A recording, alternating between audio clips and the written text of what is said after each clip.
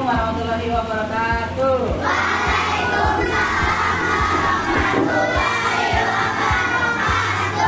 Selamat pagi semuanya.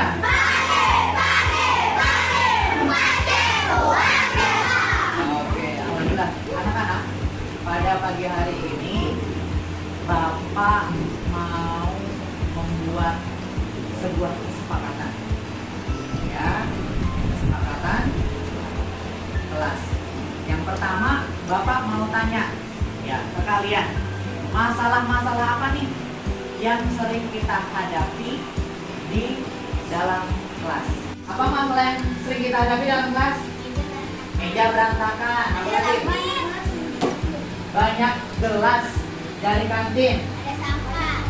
Banyak apa Reza? Tidak. Apa lagi?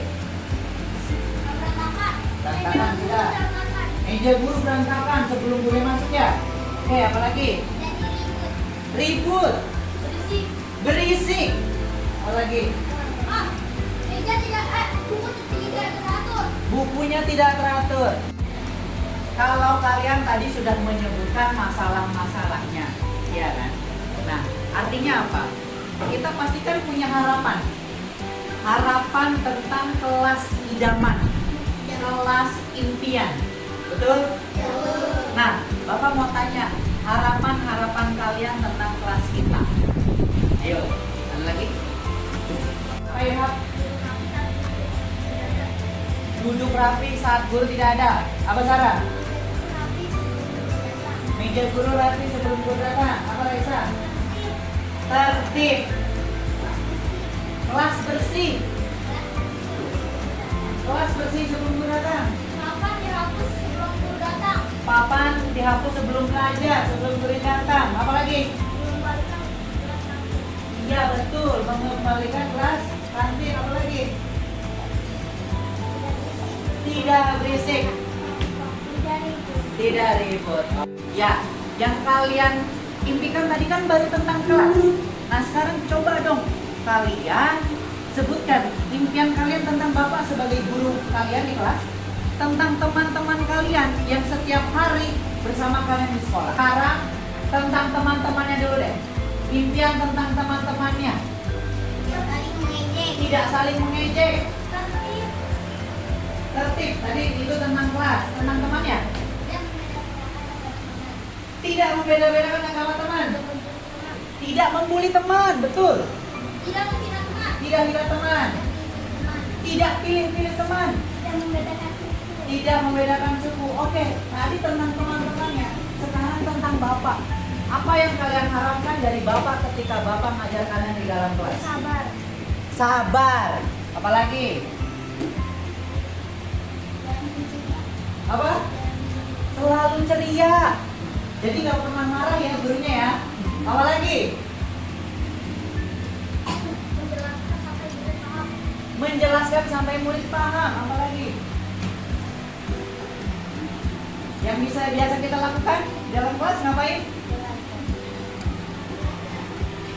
Apa lagi? Semua murid senang mengajarkan dengan senang. Apa lagi? Berbagi kelompok dengan adil. Apa lagi? Gak suka mainan? Kita suka bermain gak dalam kelas?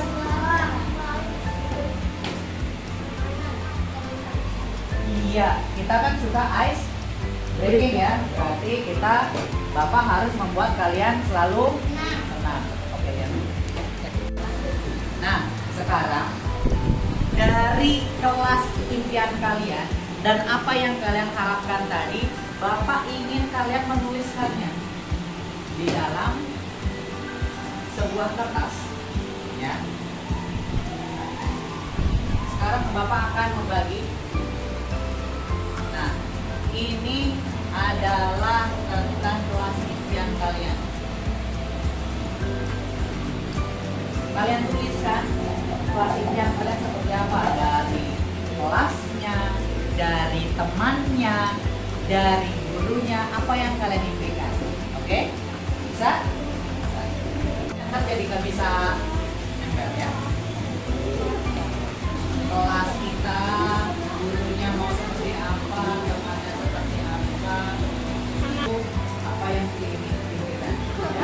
Dua juga boleh.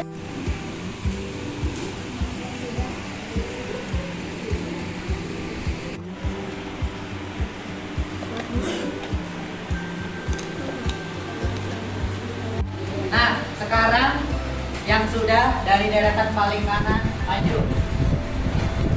Dari Iqbal lanjut. Lanjut. Nah, iya.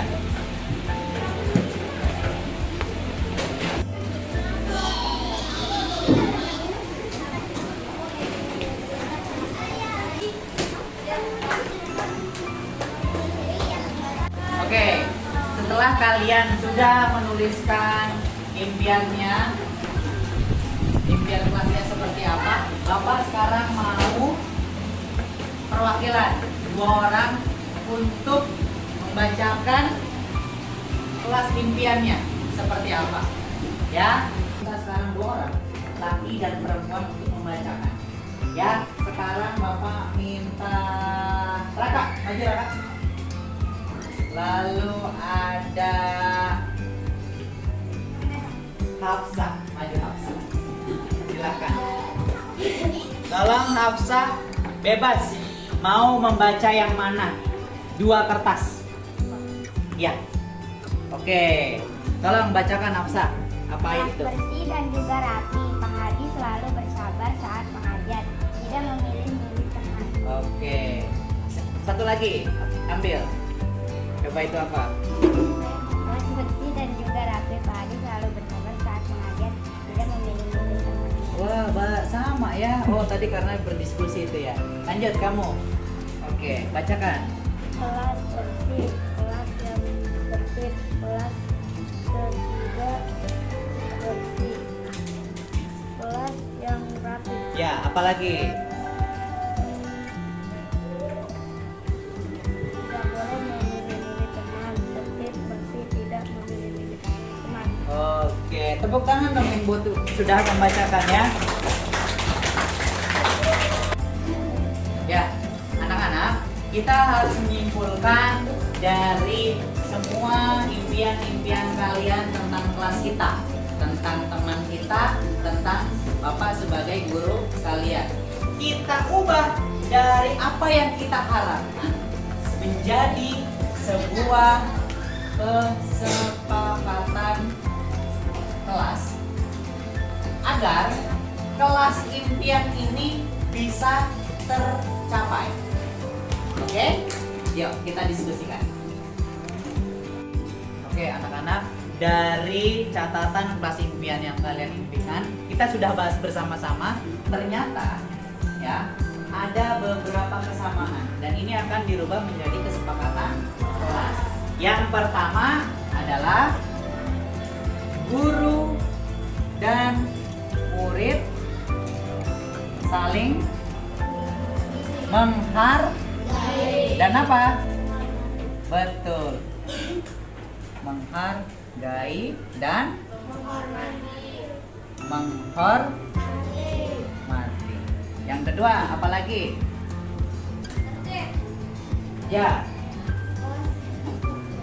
Kami murid 4C adalah murid yang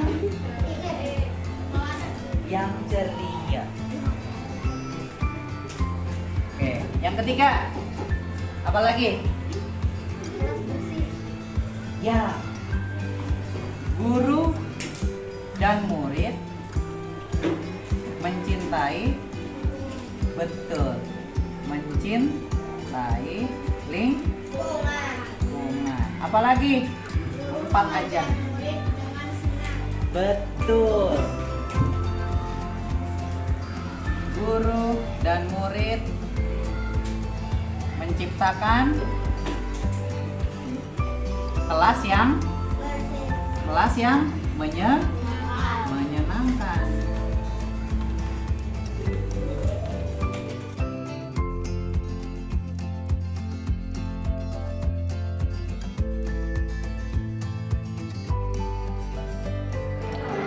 Assalamualaikum warahmatullahi wabarakatuh. Salam Om Swastiastu, Namo Buddhaya, Salam Kebajikan, Rahayu. Bapak Ibu, perkenalkan, nama saya Hadi Purwanto. Saya adalah CGP dari Provinsi DKI Jakarta, angkatan kelima. Pada saat ini saya akan mengimbaskan materi budaya positif di sekolah. Nah, ini adalah kesepakatan belajar kita sekarang. Yang pertama, Bapak Ibu memiliki kesempatan untuk berpendapat, berpikiran terbuka dan saling menghormati. Jika ada satu peserta berbicara, maka peserta lain mendengarkan. Berpendapat setelah dipersilahkan, berpartisipasi penuh, dan mengikuti kegiatan dengan perasaan yang gembira. Mudah-mudahan hari ini kita bergembira semua ya Bu ya, Bapak Ibu. Gembira, Pak. Oke, Alhamdulillah. Nah, sebelum kita mulai, ada sebuah pertanyaan.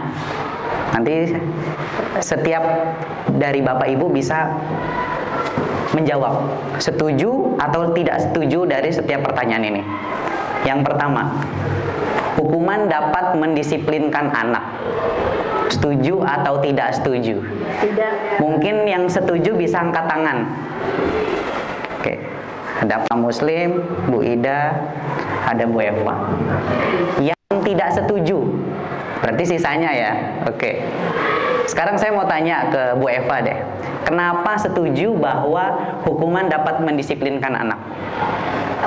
Menurut saya hukuman itu adalah salah satu resiko yang mereka harus terima dari perbuatan yang mereka buat yang tidak sesuai dengan yang seharusnya mereka buat. Oke, terima kasih Bu Eva. Selanjutnya yang tidak setuju, Bu Dian, silahkan. Kenapa tidak setuju bahwa hukuman dapat mendisiplinkan anak? Ya karena jika diberi hukuman itu malah membuat perilaku yang lain, jadi tidak membuat mereka Tidak menyelesaikan masalah seperti itu ya. Oke, selanjutnya pertanyaan kedua, pemberian hukuman dengan hal positif seperti membaca atau membersihkan halaman sekolah dapat meningkatkan disiplin anak. Nah, sekarang coba yang tidak setuju atau yang setuju dulu. Yang setuju angkat tangan. Bahwa pemberian hukuman dengan hal positif dapat meningkatkan disiplin anak. Yang setuju. Oh, ada 4, ada 5 sekarang, ada 6, ada 7. Ya, tadi cuman 3 yang setuju. Sekarang ada 7. Ya.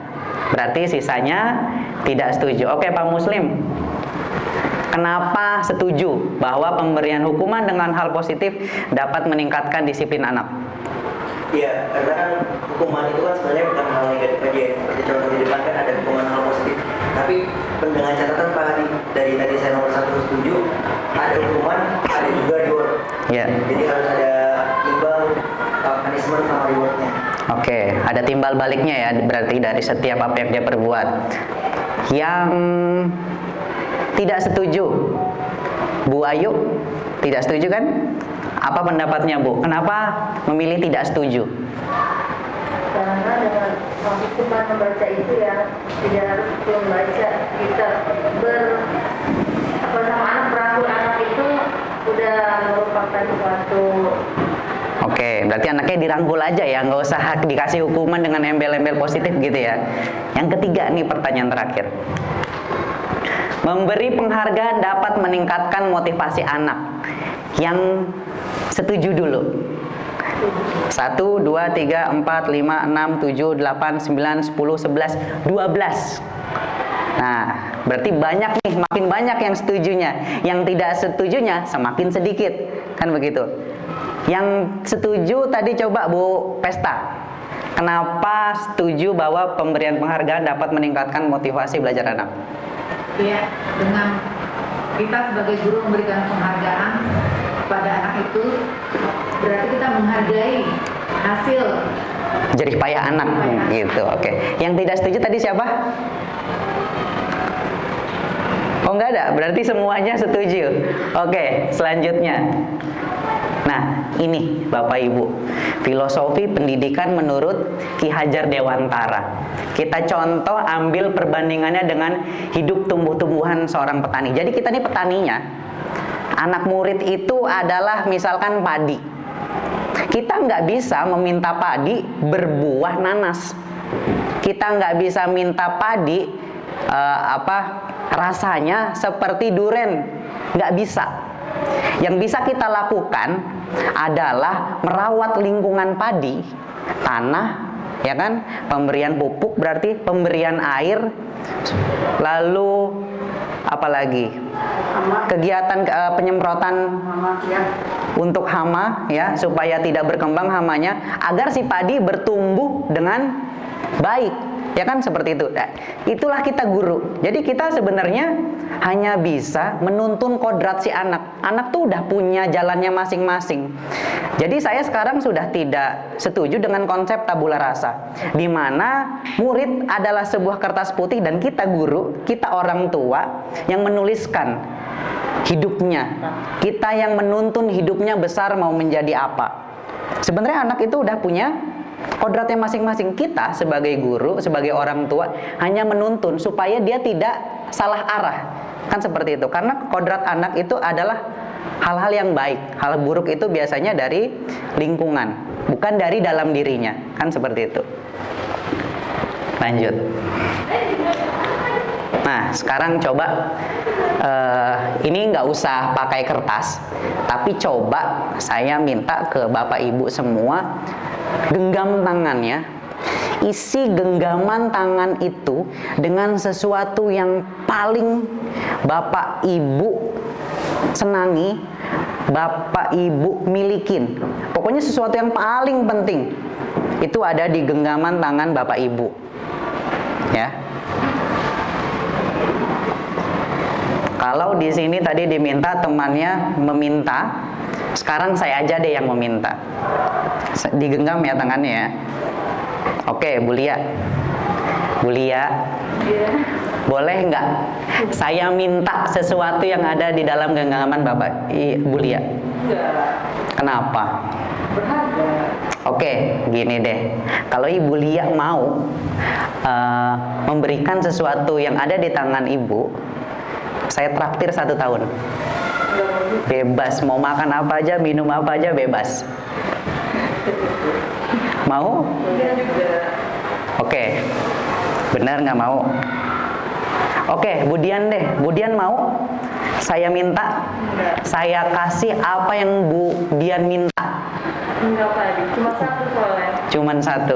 Oke, gini, kalau saya misalkan menjadi seorang pemimpin dan saya bilang ke Budian, ke Bulia, kalau Budian, Bulia nggak mau memberikan apa yang ada di genggaman Bulia dan Budian, saya akan mutasi. Atau bahkan bisa saya bikin masalah setiap hari. Gimana? Mau? Enggak, tidak. Saya akan nanya dulu. Saya mutasi loh. Saya akan nanya dulu, Bapak tahu nggak sih yang berharga ini apa? Ya enggak. Saya mau tahu. Saya pokoknya mau saya ambil aja. Ya. Itu SK utang. Oke. SK-nya bukan di rumah ya, ada di bank ya. Jadi nggak bisa saya ambil itu kalau SK. Oke. Ternyata Bapak Ibu saya gagal mendapatkan apa yang Bapak Ibu yakini. Sekarang Bapak, saya mau tanya, Budian isinya apa sih dalam genggamannya? Suami saya. Suaminya.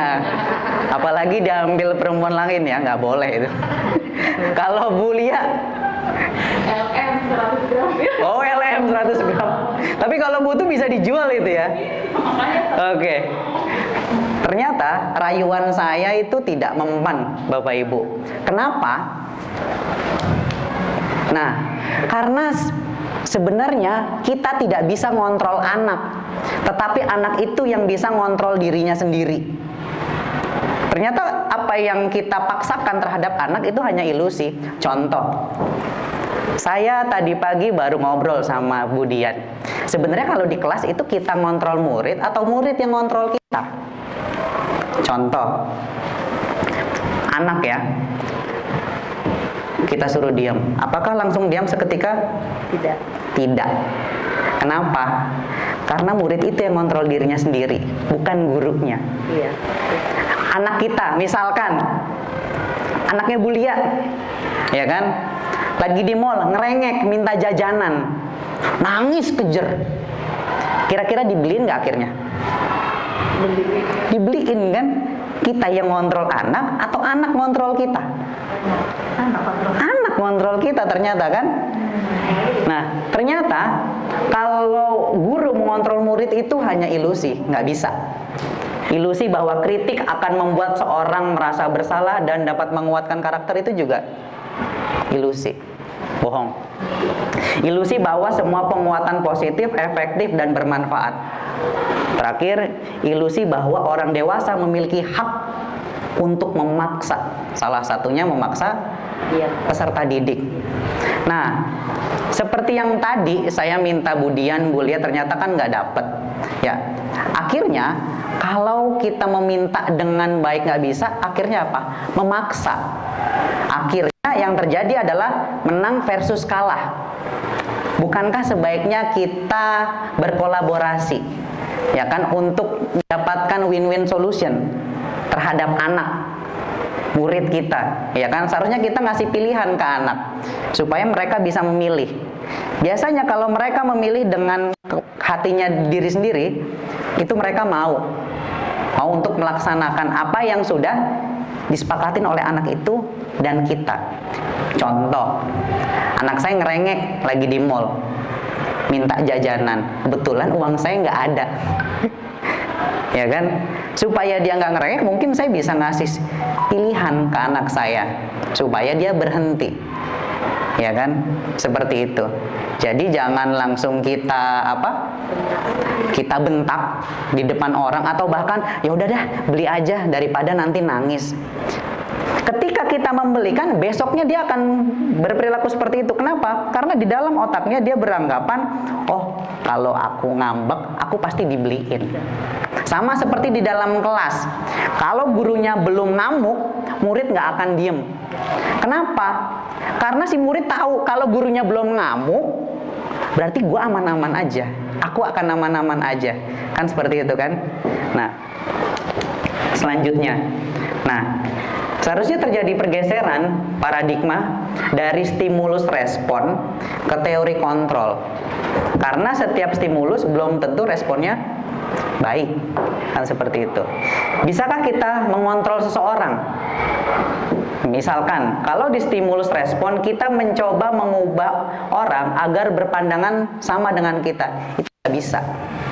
Ya kan? Yang bisa kita lakukan adalah kita berusaha memahami pandangan orang lain tentang dunia. Karena kita nggak bisa maksakan pemahaman kita dengan orang, itu nggak bisa. Selanjutnya, perilaku buruk dilihat sebagai suatu kesalahan. Ternyata kalau di teori kontrol, semua perilaku itu memiliki tujuan, dan tujuannya kita nggak pernah tahu. Makanya kita tidak bisa menjudge anak tersebut. Kasusnya di dalam kelas. Kemarin ada Bu Ayu lewat, ada Bu Nur lewat. Saya lagi ngobrol di bangku di situ ya Bu. Ada anak yang saya panggil. Saya panggil orang tuanya. Saya melihat beberapa hari anak itu kok murung, ya.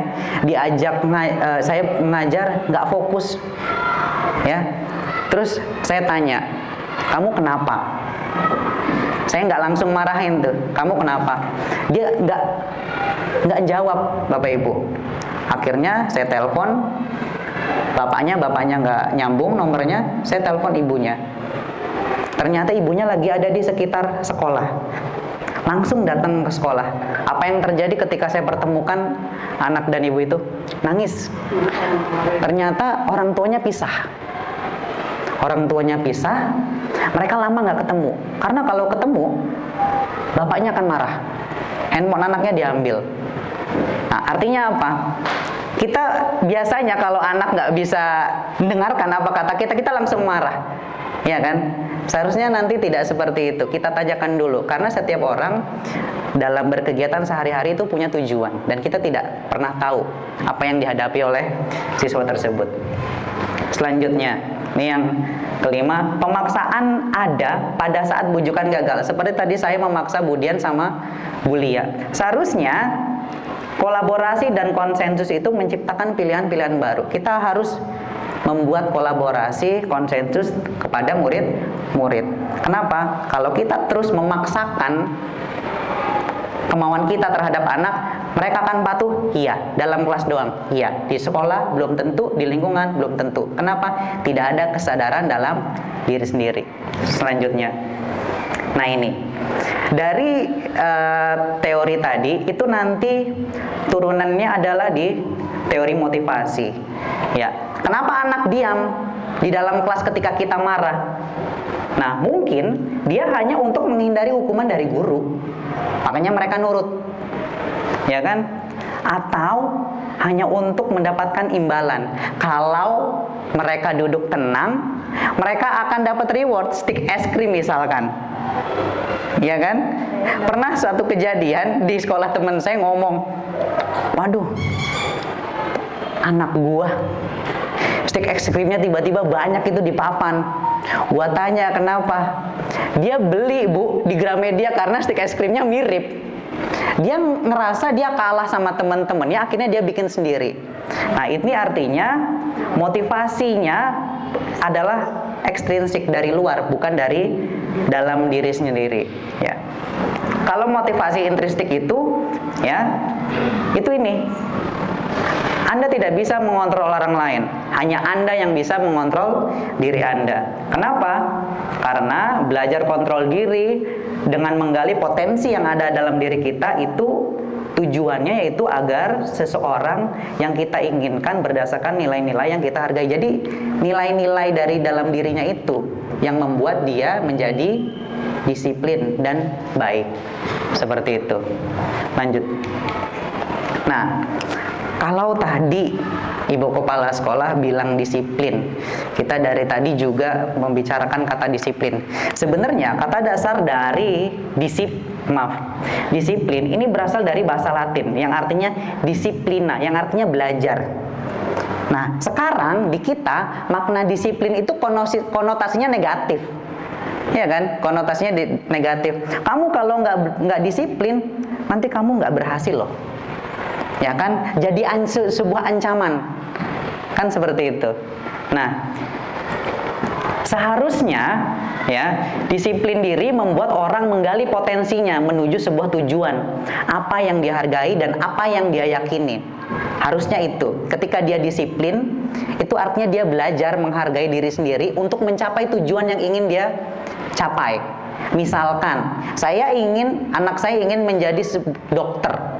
Kalau ingin menjadi dokter, dia disiplin terhadap diri sendiri. Apa yang ingin ia lakukan, cara apa yang ingin ia lakukan untuk mencapai menjadi dokter. Nah, itu harus tumbuh dari diri sendiri, ya kan? Namun dalam budaya kita makna disiplin telah berubah menjadi sesuatu yang dilakukan seseorang pada orang lain untuk mendapatkan kepatuhan. Kamu nggak disiplin ya, nanti ibu hukum loh. Kalau kamu nggak disiplin, nilainya ibu kurangin loh, atau bapak kurangin loh, ya kan? Nah, kecenderungan umum adalah menghubungkan kata disiplin dengan ketidaknyamanan, bukan dengan apa yang kita hargai atau pencapaian suatu tujuan mulia. Selanjutnya, nah ini, Ibu, tentang nilai-nilai kebajikan universal. Apa sih nilai-nilai kebajikan universal? Nilai kebajikan universal adalah nilai-nilai kebajikan lintas agama, lintas ras, lintas budaya. Misalkan, ya, nilai kebajikannya adalah sopan santun. Saya rasa di setiap agama, setiap ras, sopan santun itu diperlukan. Kejujuran, ya kan? Nah, nilai-nilai kebajikan itu ternyata sudah ada, ibu-ibu, bapak-bapak. Nih,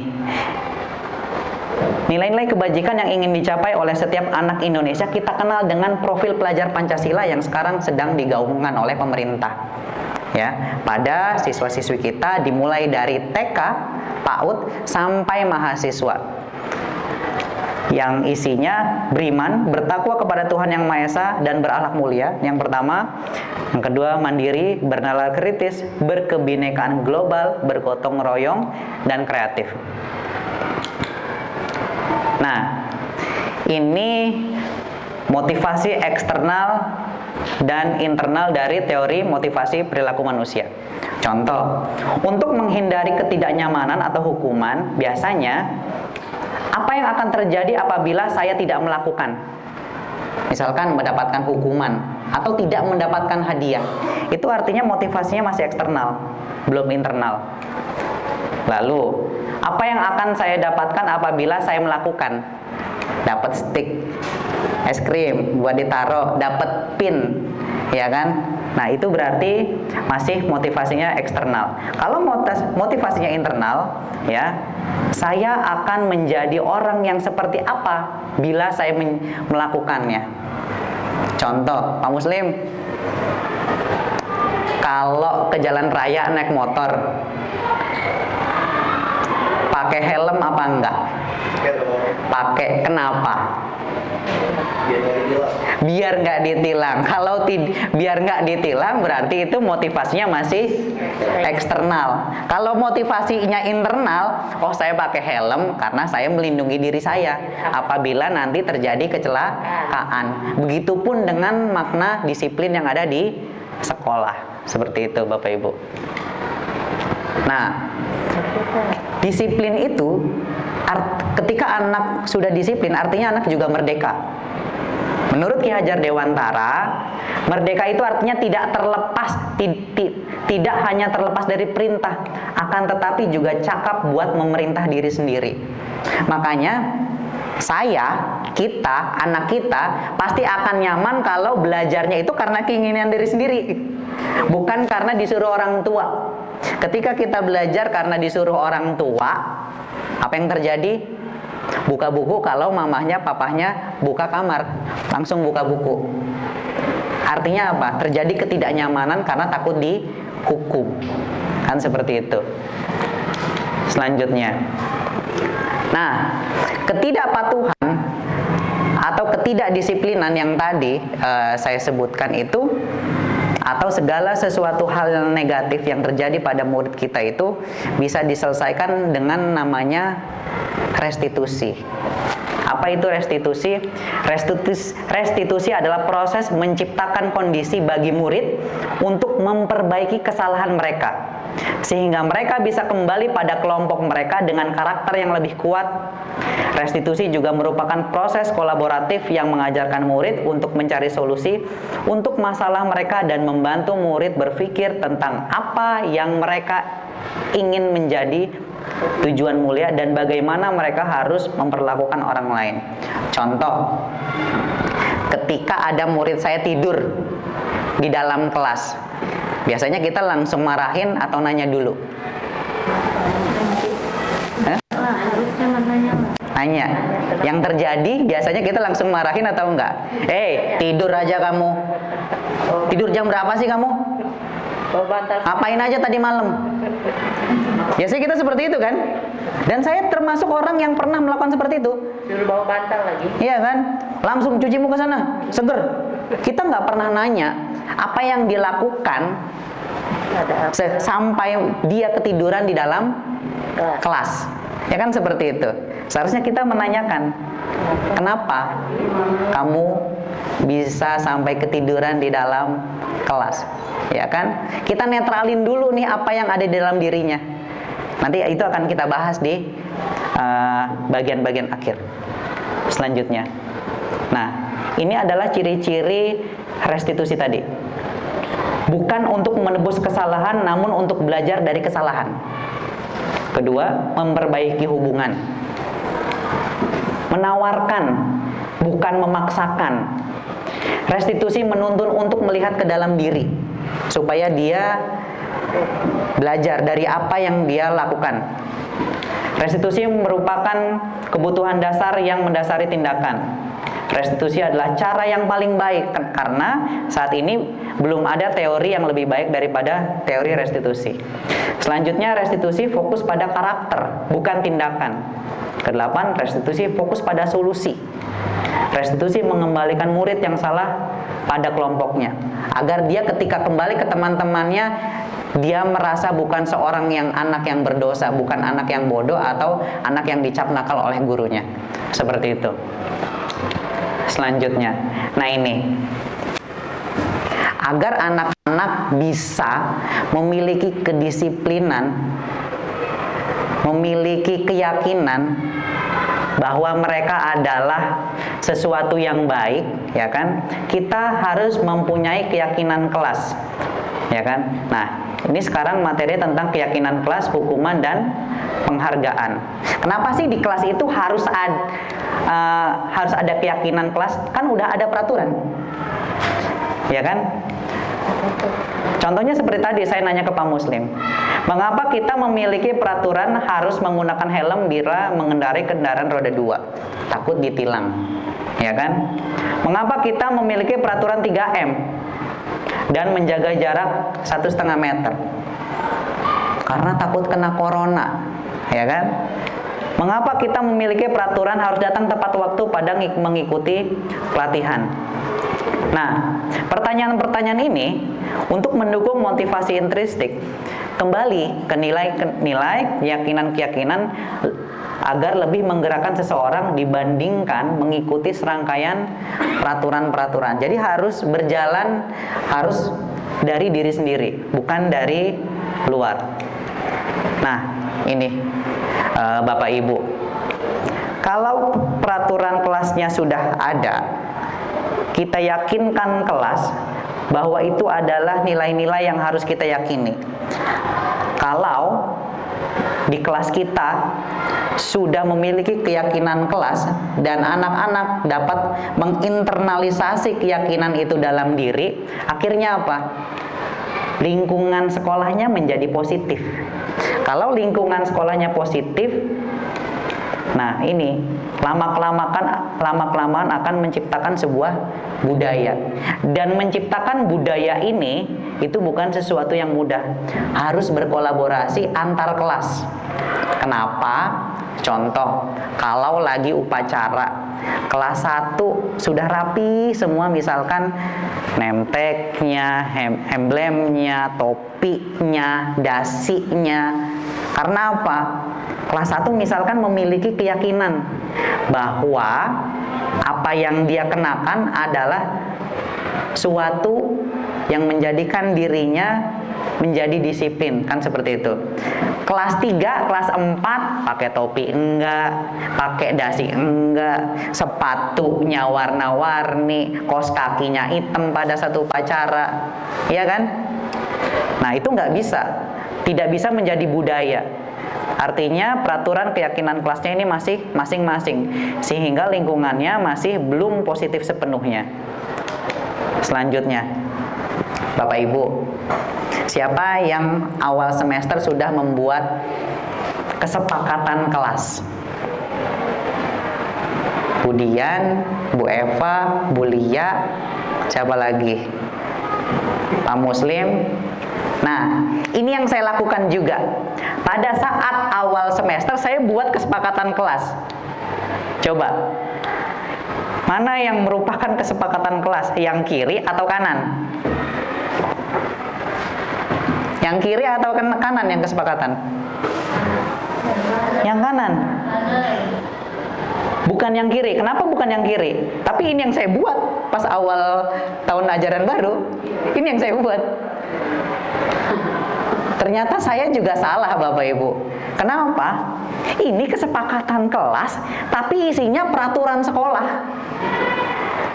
Harusnya kita nggak perlu bikin kesepakatan kelas yang isinya peraturan. Toh udah ada tertuang di peraturan sekolah. Iya kan? Seharusnya kita membuat kesepakatan kelas yang benar-benar merupakan kesepakatan antara guru, murid, yang membuat mereka berubah dari dalam diri, bukan lagi dari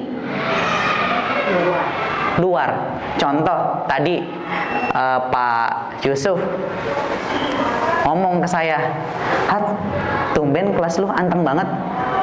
Gua tadi keluar ngobrol sama si Muslim, gua datang, kelas lu anteng. Saya baru mempraktekkan keyakinan kelas ini seminggu lalu, dibantu oleh Budian untuk memvideokan.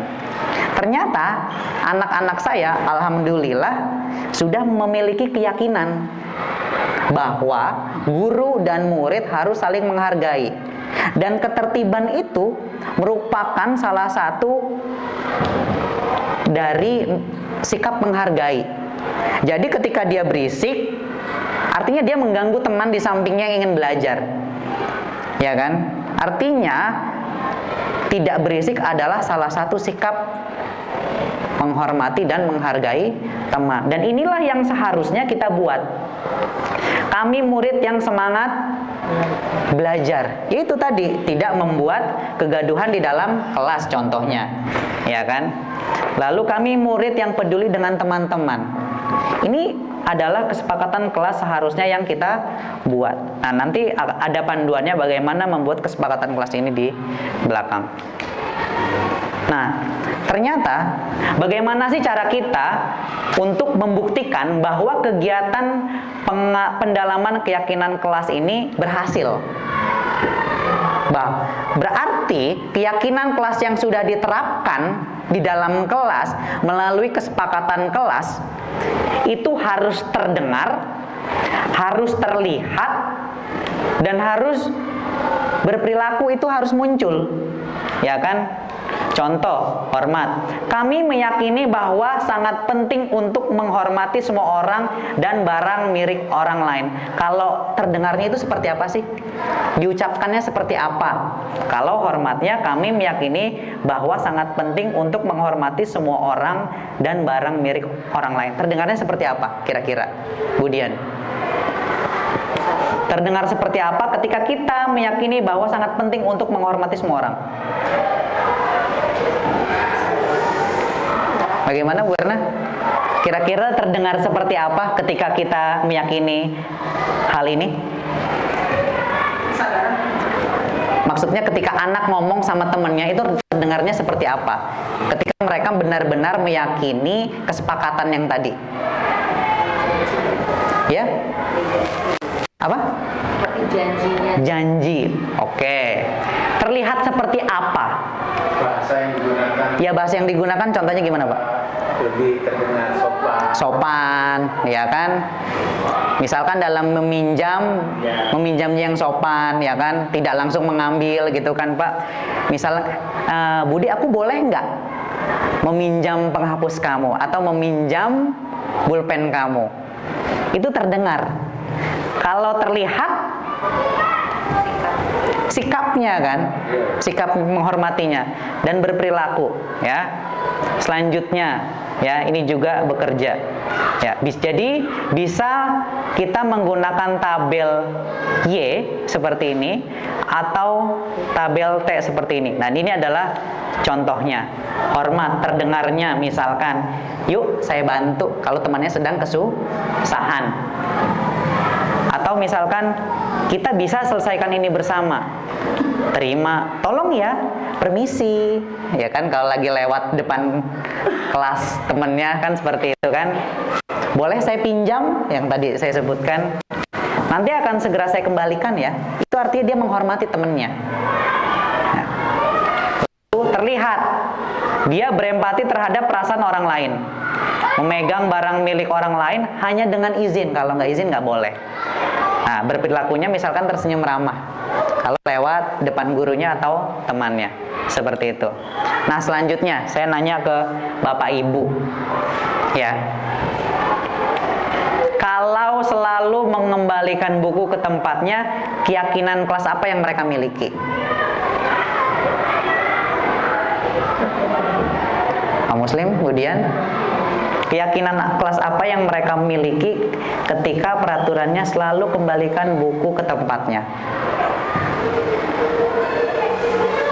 Contohnya kita udah bikin nih keyakinan kelas. Keyakinan kelas apa yang mereka terapkan? Apa? Agar kelasnya rapi. Kalau dilarang mengganggu orang lain, keyakinan kelasnya apa?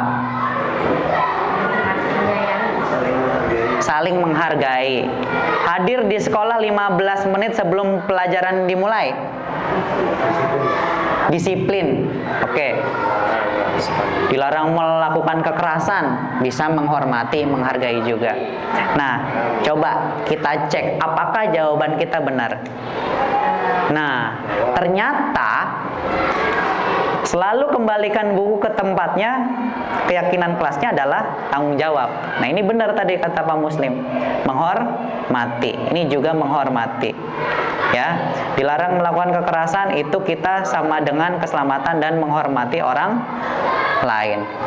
Selanjutnya, nah ini yang sering kita lakukan, termasuk oleh saya, bahwa ternyata ketika kita sering memberikan reward kepada murid kita dan bahkan anak kita sendiri, ya, itu sama aja kita menghukum mereka dengan sebuah penghargaan.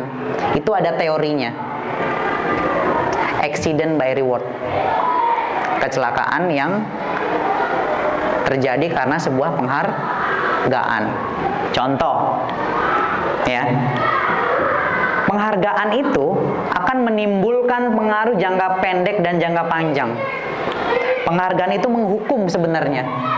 Penghargaan itu mengurangi ketepatan, tidak efektif, merusak hubungan, menurunkan kualitas, mematikan kreativitas, dan mengurangi motivasi intrinstiknya dia. Contoh, waktu saya pertama kali ngajar di kelas ini, saya di kelas 5, ada murid saya itu adalah kumpulan dari ranking 1 semuanya, masuk di kelas saya. Pada saat pembagian raport, karena orang tuanya meminta ranking untuk kebutuhan beasiswa, kita berikan pemeringkatan itu. Padahal sekarang udah nggak boleh, Bapak Ibu, pemeringkatan itu. Itu sangat bertentangan sebenarnya dengan Merdeka Belajar. Dia ternyata ranking 3. Pertanyaan saya, dia ranking 3 apa karena prestasinya menurun atau karena persaingan lebih ketat? Bisa persaingan lebih ketat. Bukan karena dia prestasinya menurun kan ya Bu ya? Apa yang terjadi? Orang tua tidak terima. Down. Dia selalu mengeluh ke mamahnya, selalu mengeluh ke saya. Pak, saya nilainya berapa? Takut kesaingin dia. Kenapa? Karena di kelas-kelas sebelumnya dia selalu diberikan penghargaan ketika kelas sebelum-sebelumnya atau bahkan oleh mamanya. Jadi dia belajar dengan tekun itu karena sebuah penghargaan, bukan karena apa yang dia yakini, tujuan dia belajar untuk apa. Ya kan? Selanjutnya, merusak hubungan. Contoh, ada murid A, B, C di kelas saya. Ketika anak yang pintar selalu saya perhatikan dan tidak pintar ataupun kurang memahami suatu pembelajaran, itu saya suka cuekin. Apa yang terjadi? Pasti anak B dan C itu akan iri kepada anak A. Apa yang terjadi? Dendam dalam dirinya. Gua ngapain jawab pertanyaan Pak Hadi? Ntar juga dia yang ranking 1. Ya kan? Karena kita selalu membuat anak-anak itu selalu bersaing. Padahal kolaborasi itu jauh lebih susah daripada kita melakukan persaingan. Susah loh. Contohnya, kita mengambil keputusan, kita harus berdiskusi. Itu susah. Dibandingkan satu-satu buat keputusan, dipilih yang mana. Itu susah. Selanjutnya ini tadi, yang penghargaan menurunkan kualitas, contohnya yang tadi. Nah, penghargaan juga mengurangi motivasi intrinstik. Penghargaan seperti model stick es krim, itu mungkin akan efektif di kelas 1, 2, 3. Di kelas 4, 5, 6, who's care? Siapa yang peduli? Gua nggak peduli stick es krim. Ya kan? Artinya akhirnya apa? Dia tidak lagi mematuhi gurunya agar diberikan stick es krim. Kenapa? Motivasi dalam dirinya nggak ada.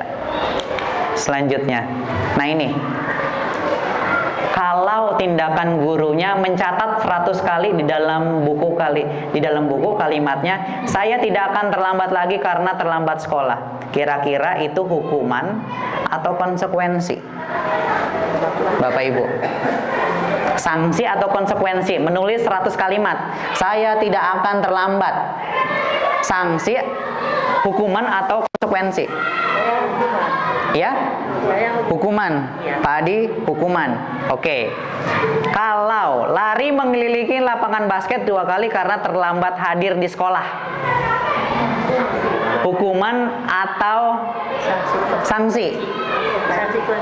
Sanksi.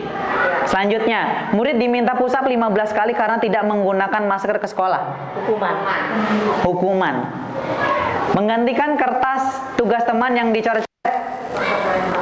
Konsekuensi. Kenapa? Konsekuensi itu harus sejalan dengan apa yang dia perbuat. Kalau tidak ada korelasinya, itu kita menghukum. Coba jawabannya. Nah, ternyata mencatat 100 kali itu hukuman. Kenapa? Relasinya dengan keterlambatan dia. Iya kan? Lari mengelilingi lapangan basket karena terlambat hadir di sekolah. Hukuman sama sekali nggak ada korelasinya. Mungkin konsekuensi yang bisa kita lakukan apabila anak terlambat adalah pulangnya nanti diperlambat juga. Karena dia tidak menghargai waktu. Kan seperti itu. Atau dia berantem sama temennya yang mengakibatkan sepatunya robek. Apa yang bisa dilakukan? Mengganti sepatu teman yang robek atau memperbaiki. Karena konsekuensi itu atau sanksi itu harus sejalan dengan apa yang diperbuat. Kita biasanya untuk mempercepat itu kita melakukan hukuman. Kenapa sih kita selalu menghukum anak? Kenapa? Apa sih perbedaannya? Hukuman itu biasanya sesuatu yang menyakitkan itu harus terjadi. Kayaknya itu kita senang gitu. Justru jadi senang kalau kita menghukum murid. Apalagi ketika dia meringis kesakitan, misalkan ketika kita suruh berdiri 1 jam, ketika dia bilang, aduh pak, itu kadang kita merasa senang lah. Itu artinya benar bahwa hukuman itu menyakitkan. Lalu membuat anak sakit fisik maupun hati untuk jangka waktu yang lama. Pernahkah kita diajar oleh guru dan masih kepikiran sampai sekarang bahwa kita tidak pernah melupakan hukuman yang kita peroleh dari guru-guru kita dulu? Kenapa? Karena hati kita sakit. Dan akhirnya anak membenci kedisiplinan. Terpaksa dia. Atau mendorong anak menyakiti diri sendiri. Membuat konsep dirinya buruk. Aku anak yang gak berguna. Aku sering dihukum oleh guru. Dia nggak bisa kembali nih ke masyarakatnya. Karena apa? Dia merasa dirinya gagal. Berbeda dengan konsekuensi. Konsekuensi itu adalah sesuatu yang harus terjadi. Membuat anak merasa tidak nyaman dalam jangka waktu pendek, tidak jangka panjang. Akhirnya anak menghargai kedisiplinan. Ya. Lalu kalau sanksi itu mendorong anak agar mudah menyesuaikan diri. Seperti itu. Next. Nah ini adalah identitas gagal dari suatu murid dan ini adalah identitas sukses. Kalau hukuman itu pasti jatuhnya negatif. Anaknya jadi negatif. Tidak ada anak yang selalu dihukum tiba-tiba ranking 1 misalkan. Tidak ada anak yang selalu dihukum tiba-tiba misalkan dalam ekskul basket tiba-tiba dia jadi juara basket karena keseringan dihukum. Biasanya yang bagus itu adalah konsekuensi dan restitusi. Kalau konsekuensi itu netral. Kenapa? Karena dia melakukan perbaikan dari apa yang dia lakukan. Seperti itu. Contohnya, ya. Sesuatu harus terjadi. Tidak nyaman untuk murid atau anak dalam jangka waktu pendek. Kalau konsekuensi itu biasanya korbannya diabaikan. Misalkan kalau anak lagi berantem, ya kan? Konsekuensinya apa? Maafan, ya udah selesai. Korbannya belum tentu kita pikirin, pokoknya yang penting udah damai dulu deh. Masalah korban, masalah pelakunya itu urusan belakangan. Itu yang biasa kita lakukan. Nah, berbeda dengan restitusi. Kalau restitusi itu pilihan, menguatkan untuk murid atau anak dalam jangka waktu yang panjang. Ya, dan korban akan mendapatkan ganti, dan ini sudah dilakukan oleh kita, tapi kita kadang tidak tahu bahwa kita melakukan restitusi. Contohnya kemarin dilakukan oleh Bu Erna, ya kan, oleh Bu Dian, seperti itu. Itu adalah restitusi dan hasilnya positif. Seperti Sehan ya Bu Dian ya, yang tadinya selalu berperilaku negatif, sekarang setelah diamati seminggu ini selalu memberikan dampak yang positif di kelas.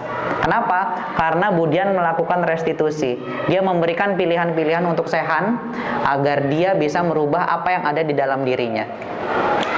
Selanjutnya, nah ternyata Bapak Ibu, anak-anak itu kadang melakukan hal yang negatif, tidak disiplin. Kenapa?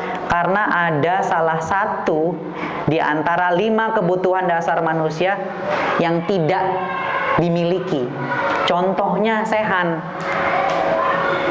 ya, atau murid saya ada namanya Fabian. Dia tidak memiliki cinta kasih di dalam rumah. Akhirnya apa? Di sekolah mereka mencari ini, tapi juga tidak dapat. Misalkan, ya, apa yang terjadi? Melakukan hal negatif terus. Kenapa? Di rumah nggak dapat, di sekolah nggak dapat. Kalau di rumah dia tidak dapat kesenangan, dia mencari kesenangannya di mana? Di luar. Dia mencari kesenangan itu. Kalau anak-anak kadang belum tahu mana positif, mana negatif. Sehingga ketika temennya yang lain ngajarin hal negatif, dia ikut terjerumus. Nah, kita sebagai guru, Bapak Ibu, punya 5 posisi kontrol. 5 posisi kontrol. Apakah kita seorang penghukum? Contoh, kita menghardik, nunjuk-nunjuk, menyakiti, menyindir murid. Itu kita berposisi sebagai penghukum. Kalau kamu tidak melakukannya, awas ya, rasain akibatnya nanti. Pernah kita seperti itu? Jawabnya dalam hati. Selanjutnya, kalau kita juga bisa menjadi pembuat orang merasa bersalah. Contohnya, guru berkata, kamu seharusnya udah tahu, ibu lelah sekali mengatakannya, ibu stres, ibu udah nggak tahu nih mau gimana lagi sama kamu, pusing deh pokoknya. Itu artinya apa? Kita menjadi pembuat orang merasa bersalah. Nanti biasanya muridnya diem. Ya Allah, aku udah salah banget nih sampai Bu Guru atau Bu Guru sampai ngomong begitu. Ya kan? Kadang mereka nangis dalam diam. Iya kan? Tiba-tiba keluar air mata aja. Biasanya seperti itu. Kalau kita menjadi sebagai guru pembuat orang merasa bersalah. Yang ketiga adalah kita menjadi teman. Contoh, guru berkata, ayolah lakukan demi ibu, kamu bisa kok, kamu bisa. Iya kan? Masa kamu tidak mau? Ingat tidak ibu pernah bantu kamu. Nah gitu kita berusaha menjadi temannya dia. Iya kan? Selanjutnya, nah ini nih, harusnya ini kita menjadi pemantau dan manajer. Ketika anak tidak melakukan kesepakatan kelas, guru nanya, emang kesepakatan kita apa sih? Ya kan? Kenapa kamu melakukan seperti itu? Misalkan seperti itu ya. Selanjutnya, nah ini manajer. Identitas berhasilnya dia bisa menghargai diri sendiri. Misalkan contoh gurunya berkata, apa yang bisa kita yakini dari kesalahan itu? Ya. Apa yang bisa kamu kerjakan untuk memperbaiki masalah ini? Ada solusi-solusi yang ditawarkan dari setiap kesalahan atau perbuatan negatif. Kita memberikan pilihan-pilihan agar mereka bisa berpikir tentang apa yang dia yakini. Seperti itu. Nah, kalau kita menjadi penghukum, biasanya muridnya, biarin aja, nanti juga marah-marah lagi. Udah keseringan marah gurunya, anaknya udah bodo amat ini. Cuek aja kan? Udah keseringan marah. Selanjutnya, kalau tadi yang nangis dalam diam, biasanya dia ngomong, maafin saya Bu, maafin saya Pak. Itu berucap tanpa kita suruh minta maaf. Selanjutnya, kalau kita menjadi teman mereka, saya pikir bapak atau ibu teman saya, ternyata begitu. Nah, dan ini yang lain. Kalau kita menjadi manajer, mungkin muridnya akan berkata, bagaimana cara saya bisa memperbaiki keadaan? Gimana? Kalau dia tidak tahu, dia nanya lagi ke gurunya. Gurunya memberikan pilihan. Seperti itu. Lanjut. Ya. Kalau si gurunya berbicara, saya kecewa sekali dengan kamu. Kalau menurut 5 posisi kontrol itu, kita jadi siapa tuh? Pembuat merasa bersalah. Kalau kamu tidak pernah benar melakukannya, apa? Penghukum. Ayolah lakukan demi ibu dan bapak. Teman. Apakah kamu mau mendapatkan stiker bintang hari ini? Teman, apalagi? Pemantau bisa. Kalau bagaimana kamu bisa menyelesaikan masalah ini? Siapa yang mengatakan? Manajer. Kamu selalu yang paling terakhir deh. Kamu lagi. Coba kita lihat. Nah, ternyata benar jawaban kita. Ya. Selanjutnya. Nah, ternyata pemantau dan manajer itu bisa saling bersinergi. Kadang kita bisa menjadi pemantau, kadang kita bisa menjadi manajer. Tapi sebaiknya kita tidak boleh menjadi penghukum atau pembuat anak merasa bersalah. Seperti itu. Teman. Lanjut. Kalau ada suatu permasalahan di dalam kelas, inilah yang seharusnya kita lakukan melalui segitiga restitusi. Pertama yang kita lakukan apa? Menstabilkan identitas ketika anak membuat kesalahan. Apapun itu. Contoh, ketika anak melakukan kesalahan, sesuatu yang berat misalkan. Walaupun kita tidak pernah melakukan hal itu, kita bilang aja. Setiap orang pasti pernah melakukan kesalahan kok. Merasa agak tenang. Ya kan? Kamu bukan satu-satunya yang pernah melakukan ini. Ada yang lain yang pernah melakukan hal itu. Selanjutnya, setelah kita menstabilkan identitas, apa yang kita lakukan? Ini dia. Kalau anaknya udah tenang, udah stabil, tanya. Kamu tuh punya alasan mengapa melakukan itu. Contohnya anak tertidur misalkan. Kenapa sih kamu tertidur dalam kelas? Ada cara yang lebih efektif nggak untuk mendapatkan apa yang kamu butuhkan ketika misalkan dia sudah berbicara kenapa dia tertidur di dalam kelas. Selanjutnya tanyain, kesepakatan kelas kita gimana ya? Kamu ingin menjadi orang seperti apa? Kita kuatkan, kita motivasi. Seperti itu. Ya. Kalau segitiga restitusi ini tidak berhasil, ulangi terus sampai dia mendapatkan hal positif dari dalam dirinya sendiri. Ada kekuatan intrinsik dalam dirinya sehingga dia berubah. Tapi paling tidak kalau benar-benar tidak berhasil, kembali ke konsekuensi, bukan hukuman. Ya. Nah, contoh menstabilkan identitas dalam segitiga restitusi. Misalkan guru berkata berbuat salah itu manusiawi kok. Bapak ibu guru juga pernah berbuat salah. Kita pasti bisa menyelesaikan permasalahan ini. Ini kita menstabilkan identitas. Ya. Selanjutnya, nah kita memvalidasi kebutuhannya. Kamu bisa aja melakukan hal yang lebih buruk, tapi kan kamu nggak melakukan itu. Kita berikan penguatan. Kamu pasti punya alasan mengapa kamu melakukannya. Yang penting bagi kamu tuh apa sih? Kan seperti itu. Selanjutnya, nah ini menanyakan keyakinan di tahap yang ketiga. Apa nilai yang kita percaya di kelas atau sekolah kita? Kita punya keyakinan kelas, kita punya peraturan kelas, kita punya peraturan sekolah. Apa yang kita yakini? Lalu contohnya, kelas yang ideal itu seperti apa sih? Tanyain. Agar mereka juga bisa berpikir, Meyakini apa yang baik yang harusnya dilakukan. Nah, ini selanjutnya. Kalau kita nggak punya waktu untuk melakukan segitiga restitusi itu, misalkan udah mau jam pulang nih, lakukan ini. Intervensi 30 detik. Apakah kamu ingin berbuat lebih baik? Mau? Gimana caranya? Apa-apa-apa, jalankan. Selesai. Peraturannya apa? Kapan kamu siap buat mulai?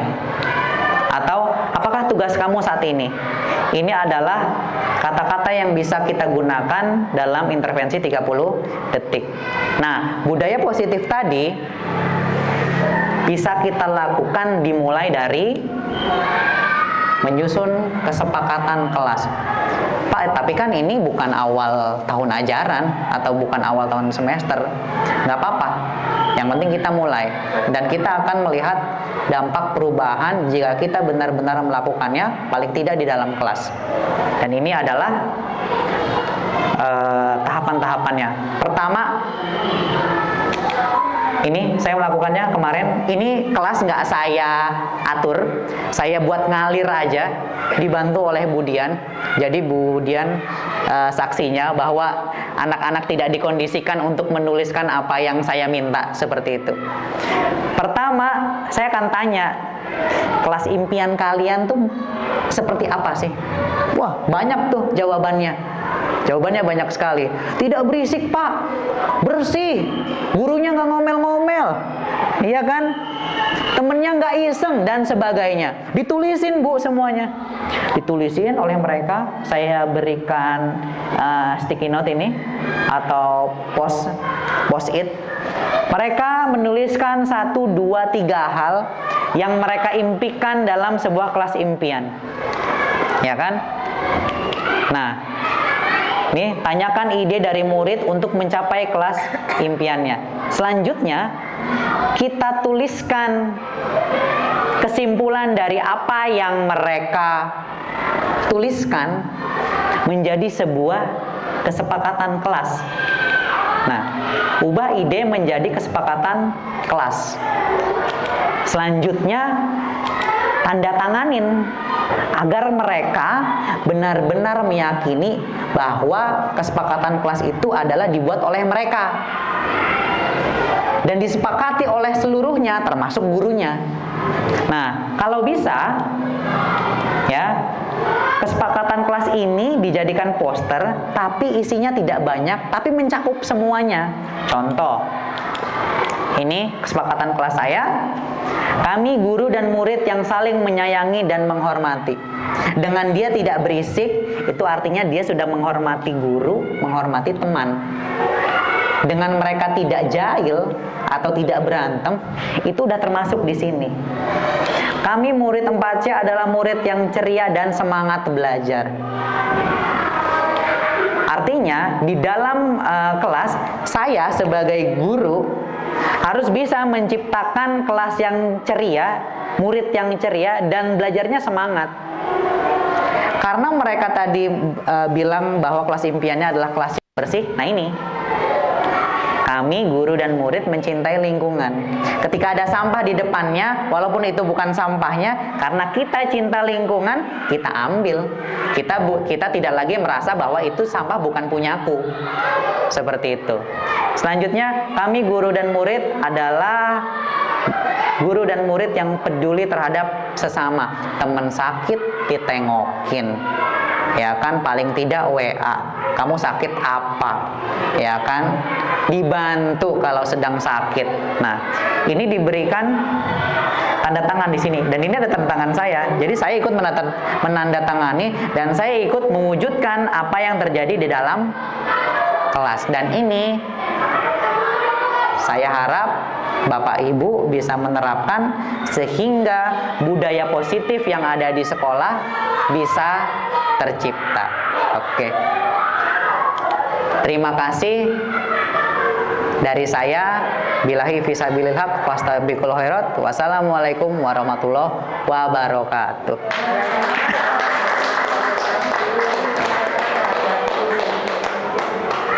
Terima kasih Bu Tini. Terima kasih teman-teman.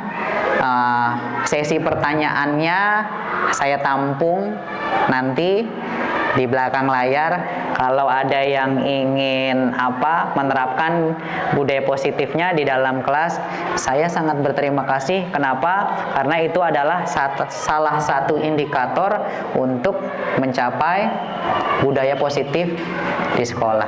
Sekali lagi terima kasih. Mohon maaf apabila saya dalam membawakan materi banyak kekurangannya, kesalahan kata, menyinggung Bapak Ibu. Saya mohon maaf. Terima kasih. Saya berterima kasih banyak kepada Pak Hadi. Ini adalah sebuah inspirasi yang bagus, inspirasi yang patut untuk dicontoh dan dilaksanakan. Mudah-mudahan dengan adanya CGP. oleh-oleh yang dibuat Pak Hadi dari CGP ini, itu akan membuat kita menjadi lebih terbuka. Amin. Akan membuat kita lagi menjadi lebih bisa memaknai kita ini Bapak Ibu guru yang seperti apa. Dan ya, mudah-mudahan saya tidak perlu jawaban, tapi saya kembalikan kepada Bapak Ibu semua. Sekali lagi saya ucapkan terima kasih kepada Pak Hadi, terima kasih kepada Bapak Ibu guru. Dan Pak Hadi juga jangan menganggap bahwa Pak Hadi telah mengganggu Bapak Ibu guru yang lain. Apakah Bapak Ibu guru merasa terganggu? Tidak, bahkan saya yakin teman-teman kita ini justru menambah wawasan, menambah pengetahuan, dan insya Allah teman-teman kita akan mencoba untuk mengaplikasikannya di dalam kelas masing-masing. Terima kasih Bapak Ibu, demikian dari saya. Kita akhiri pertemuan kita kali ini. Memang tadi diawali dari rapat kita ya, rapat kedinasan, kemudian diselipkan dengan implementasi dari Pak Hadi. Mari kita akhiri pertemuan kita kali ini dengan ucapan hamdalah. Alhamdulillahirobbilalamin.